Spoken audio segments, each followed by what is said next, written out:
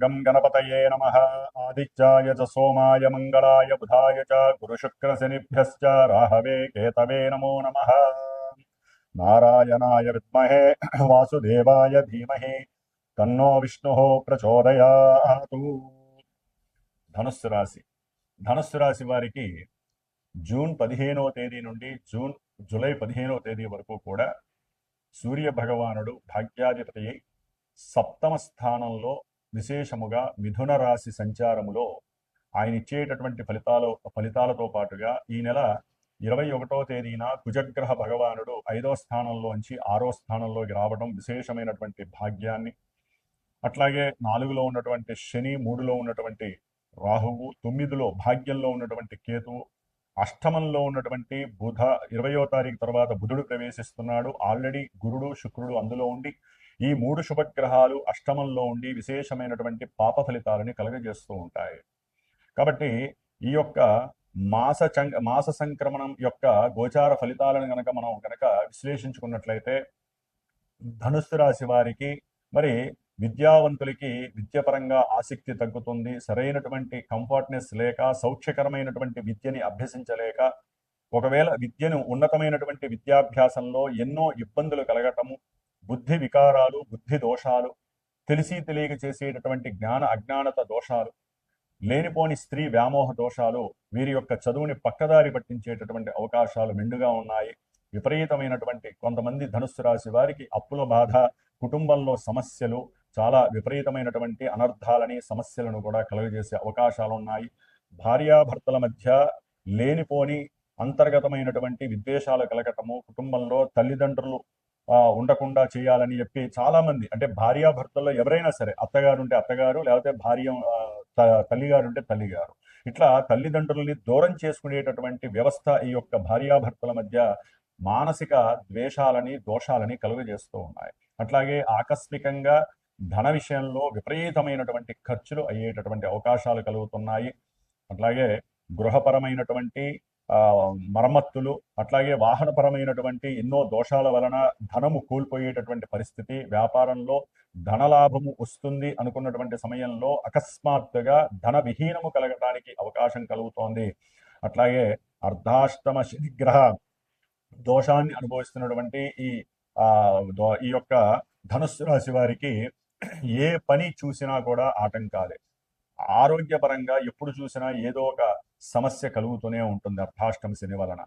అట్లాగే గృహ సంబంధిత, వాహన సంబంధిత విషయాలు, కొనుగోలు, లేకపోతే వాటికి సంబంధించిన విషయాల్లో కానీ ఎప్పుడూ కూడా ఈ రోజు అనుకుంటే 10 రోజులకు కానీ ఆ పనులు కాకుండా పోతాయి. అట్లాగే వ్యాపార పరంగా, వృత్తి ఉద్యోగ పరంగా కూడా ఎన్నో ఆటంకాలు, ఇబ్బందులు. ఉద్యోగాలు చేసేటటువంటి వాళ్ళు వారి కింద వారితో చాలా జాగ్రత్తగా ఉండాల్సినటువంటి పరిస్థితి.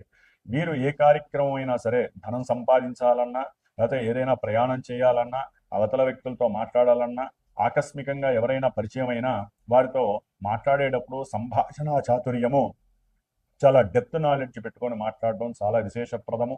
అట్లాగే వీరు ఎక్కువగా దూర ప్రయాణాలు ఆచరించేటటువంటి సమయం కనిపిస్తోంది. ముఖ్యంగా సప్తమంలో ఉన్నటువంటి రవి వీరికి వ్యాపారపరమైనటువంటి భాగ్యహీనతని కలుగజేస్తూ, వ్యాపార పార్ట్నర్షిప్ విషయాలలో ఇరువురి మధ్య సరైనటువంటి సఖ్యత లేక ధన విషయంలో వీరు కొంత ఇబ్బంది పడాల్సినటువంటి అవకాశం ఉంటుంది. ముఖ్యంగా పూర్వజన్మార్జితం అనేటటువంటి చాలా తక్కువగా ఉందనే చెప్పుకోవాలి. వీరికి బుద్ధి లేనటువంటి కొన్ని పనులు చేసి తర్వాత తలకాయ బాదుకున్నట్టుగా ఉంటుంది వీళ్ళ పరిస్థితి. కాబట్టి చాలా చాలా బుద్ధి, వివేకత్వము, జ్ఞానము తెలిసి మాట్లాడటం చాలా మంచిది. తెలియకుండా గనక ఎవరితోనైనా వ్యాపార పరంగా కానీ, ఉద్యోగంలో కానీ మాట్లాడినట్లయితే, ముఖ్యంగా స్త్రీలతో మాట్లాడేటప్పుడు చాలా జాగ్రత్తగా ఉండాలి. అంతేగాని నాకే అన్నీ తెలుసు, మీకేమీ తెలియదు అని చెప్పి అవతల వ్యక్తులతో అన్నారంటే మీకు లేనిపోని అపహాస్యం కలుగుతుంది, అవహేళన కలుగుతుంది, మిమ్మల్ని అవమానించే పరిస్థితులు ఎక్కువగా కలుగుతూ ఉంటాయి. కాబట్టి ఏదైనా ధనపరంగా మీరు బుద్ధి విహీనంతో చేసేటటువంటి పనులు చాలా ఎక్కువగా ఉంటాయి. కొంచెం జాగ్రత్తగా ఉండండి ధనుస్సు రాశి వారు. అట్లాగే అప్పుల బాధల వలన కూడా కొంచెం మానసిక సంక్షోభం అనేటటువంటిది ఎక్కువగా ఉంటుంది.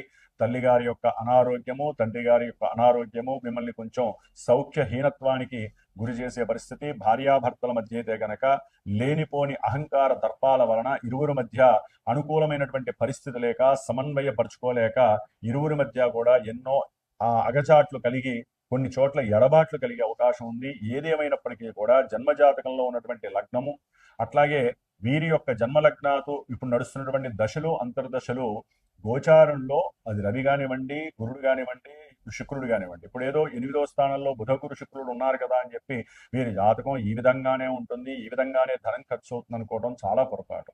జన్మజాతకంలో మనకంటూ దశలు అంతర్దశలు ఏం ఆపరేట్ చేస్తున్నాయి, అవి శుభాన్ని ఇస్తున్నాయా, ఇబ్బందులు పెడుతున్నాయా, దానికి సంబంధించిన గ్రహాలు ఇప్పుడు ఏ లగ్నాతు రాశ్యాతు ఏ ఏ భావాల్లో స్థానాల్లో ఉన్నాయి, అవి మంచినిస్తున్నాయా చెడునిస్తాయా. కాబట్టి మనం ఏ దేవీ దేవతల ఆరాధన చేస్తే మనకి సరైనటువంటి ఫలితం కలుగుతుంది. లేకపోతే మాలాంటి గురువులు మీ యొక్క జాతకాన్ని చక్కగా విశ్లేషించి విశదీకరించి మీకు తెలియజేసినప్పుడు, ఎందుకంటే చాలా మందికి వారి యొక్క రాశి నక్షత్రమే జన్మజాతకం అనుకుంటున్నారు, కానీ అసలైన విషయం జన్మ లగ్నము తెలియట్లేదు, దశలు అంతర్దశలు తెలియట్లేదు. అవి మాత్రమే కంట్రోల్ చేస్తే, కన్ఫర్మ్ చేస్తే గుర్తుపెట్టుకోండి. ఒక వ్యాపారం చేయాలన్నా, ఒక వివాహానికి సిద్ధం అవ్వాలన్నా, ఉన్నత విద్య కోసం విదేశాలకు వెళ్ళాలన్నా, అట్లాగే భార్యాభర్తల మధ్య అనుకూలమైనటువంటి సంఘటనలు లేకపోయినా, ఎడబాట్లు కలుగుతున్నా, వివాహ ప్రక్రియలు ఆచరించాలన్నా, ఇంకా ఎటువంటి ముఖ్యంగా కోర్టు సమస్యల విషయంలో ఏదైనా ఇబ్బందులు కలుగుతున్నా, ప్రొలాంగ్ అవుతున్నా, తల్లిదండ్రుల యొక్క ఆస్తి గురించి అన్నదమ్ముల మధ్య సమస్యలు అవుతున్నా, ఇవన్నీ కూడా జన్మజాతకంలో ఆపరేట్ అయ్యేటటువంటి దశలు అంతర్దశలు మాత్రమే మనకి ఇక్కడ తెలియజేస్తాయి. అంతేగాని ధనుసు రాశి వారికి ఇవే ఫలితాలు విశేషంగా ఉంటాయని చెప్పి ఎవరూ కూడా ఆశించద్దు, అనుకోవద్దు. ముఖ్యంగా ఈ ధనుసు రాశి వారికి 6వ స్థానంలో ఉన్నటువంటి కుజగ్రహము 22వ తేదీ నుండి చాలా విశేషమైనటువంటి సుఖ సౌఖ్య భోగ భాగ్యాలన్నీ చేసేటటువంటి వృత్తి ద్వారా విశేషమైనటువంటి ధన ఆదాయాన్ని భాగ్యాన్ని కలుగజేస్తూ, ఏదైనా అప్పులు ఉన్నటువంటి వాళ్ళు అప్పులు తీర్చేటటువంటి ప్రయత్నము జరగటము, కుటుంబంలో వారికంటూ ఏదైనా ప్రోద్బలం కలగటము, శత్రుదోష నివృత్తి జరుగుతుంది, రోగ నివృత్తి జరుగుతుంది, రుణ నివృత్తి జరుగుతుంది. సాధ్యమైనంత వరకు వీరి యొక్క ఆలోచనలు కనుక జాగ్రత్తగా దేవీ దేవతలను ఆరాధించుకున్నట్లయితే కనుక విశేషమైనటువంటి ఉద్యోగం ద్వారా భోగము భాగ్యము కలిగి అప్పులు తీరిపోయి మానసిక ప్రశాంతత, దేహ ఆరోగ్యము, కండబలము కలిగి మంచి మేధస్సుతో ముందుకు వెళ్ళటానికి కుజుడు చాలా చాలా అనుకూలంగా ఉన్నాడు.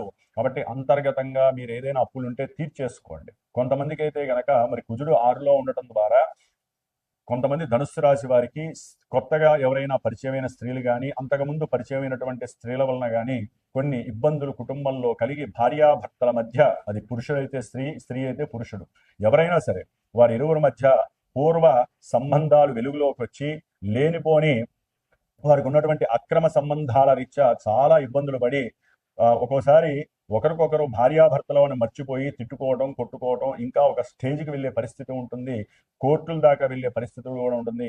అక్కడ ధనము విపరీతంగా ఖర్చు పెట్టే పరిస్థితి కూడా ఉంటుంది. శని భగవానుడు కుజుడిని కూడా చూస్తున్నాడు, చాలా జాగ్రత్తగా ఉండండి. ఏదైనా ఒక గ్రహం ఆ స్థానంలో ఉంటే శుభాలతో పాటు ఎన్నో ఇబ్బందులు కూడా ఇస్తుంది. అందుకనే చెప్తున్నాను, జన్మజాతకం విశేషప్రదం.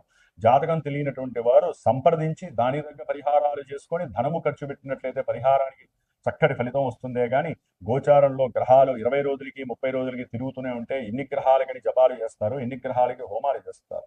చెప్పేవాళ్ళు కూడా చాలా మంది ఇప్పుడు ఉన్నటువంటి కాలమాన పరిస్థితుల్లో జన్మజాతకంలో లగ్నాన్ని బట్టి చాలా మంది చెప్పట్లేదు.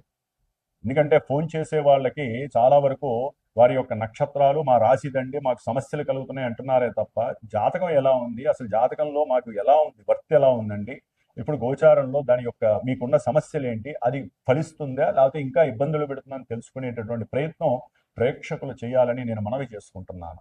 కాబట్టి ఈ ధనుస్సు రాశి వారు ఉన్నంతలో రుద్రాభిషేకానికి ఎక్కువగా ప్రాధాన్యత ఇవ్వండి, కనకదార స్తోత్రాన్ని అధికంగా చదవండి ధనలక్ష్మి కటాక్షము కోసము, అట్లాగే ఆ అర్ధాష్టమ శని దోష నివృత్తి కోసము హనుమంతుడికి సంబంధించిన ప్రదక్షిణాలు, శ్రీరామ అనేటటువంటిది తమలపాకు మీద రాసి చక్కగా స్వామివారి మెడలో ధరించేటట్టుగా అర్చన సహస్రనామార్చనలు చేయించండి.